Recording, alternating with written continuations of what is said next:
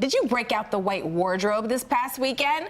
Well, for those of us who subscribe to the fashion rule, the period between Memorial Day and Labor Day is the only correct time to wear it. Yep, so we brought in Local 4 lifestyle editor John Jordan, and he's going to take on wearing white and keeping it bright. That's important. Nothing worse than dingy white. Now, speaking of dingy white, look at this, and then just sort of compare, you know, what that looks like. It's... Yikes. This is the last time I let you go on my dresser, John Jordan. You can see the yellow in that. Yeah, you can. Okay, so that's what we have to contend with. But let's start with the disclaimer. I wear white all year round, like heavy, you know, white denim jeans in January, just to like rattle people. I love it. But you've been telling me that you don't subscribe to that, and we don't have to, but this is a good time to talk about this. Right. Yeah, but there is like a practical side to wearing the fabric, right? Right. They typically don't absorb a lot of heat in the sun. You just feel cooler when you have white on, so that part makes sense. Yes. So that's the practical aspect. From an impractical standpoint, there's an historic issue here, too. Okay. Wealthy New Yorkers, in particular, wore white in the summertime when they would go to, you know, Newport, Rhode Island, to their palatial cottages. And wearing white was a sign of wealth. Of course, they had a household staff that would attend to all of their needs and then pamper their white wardrobe, too. Oh, it must be nice, but how do we pamper our whites?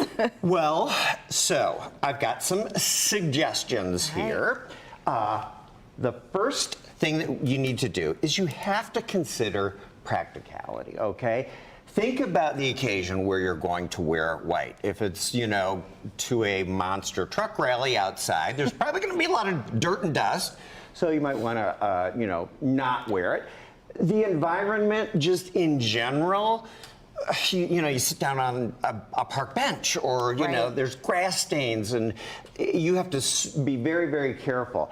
And then the other thing that you have to do is really pay attention to care instructions. That's why it's required labeling inside a garment, and you'll be surprised because people think, oh, white, hot water, bleach. Not necessarily. Mixed with the colors, right? You wash your whites with your denims.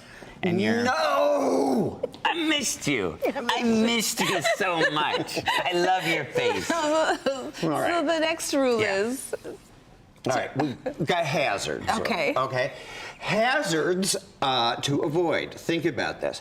Makeup, bronzer, self-tanner, like shimmering body lotions, anything that you would put on your Anything that's going to fall off that you don't want when you're wearing whites.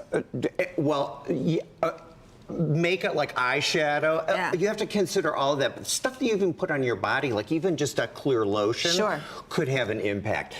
The other thing, too, that you have to, like, I think everybody's had a problem with super dark denim. Yep. That hasn't been washed. Yep. And so you get a denim Rubs transfer. off. Yep. Yes. Okay. And that doesn't come off, it feels like. It doesn't come off. Then the other thing, too, that, you know, think about what you're eating and drinking. Because there are a lot of potential problems there. I, for one, don't eat or drink when I'm wearing white. You don't want no coffee stains down your lapel. Listen, all right, so just start.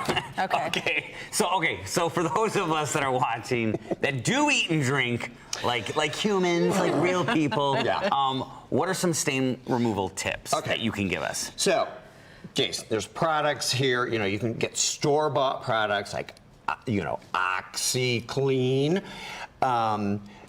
The thing about OxyClean, that prefix, oxy, refers to hydrogen peroxide. Stain experts will tell you hydrogen peroxide and combinations with things like baking soda and concentrated dishwashing soap. That's a great home remedy. And the similarity is that it requires soaking time. You can, there are no quick fixes, basically. Okay.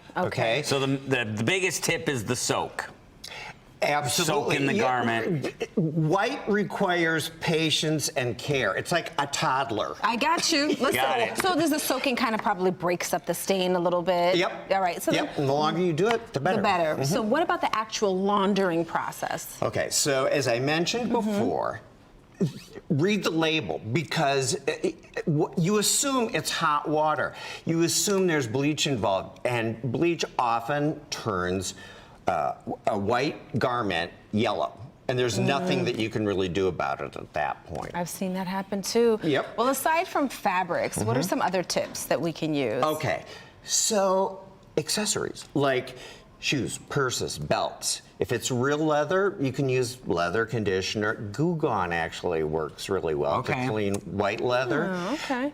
Patent leather and vegan leather, you can use things like just, hand soap and a white washcloth will clean it because they're very durable.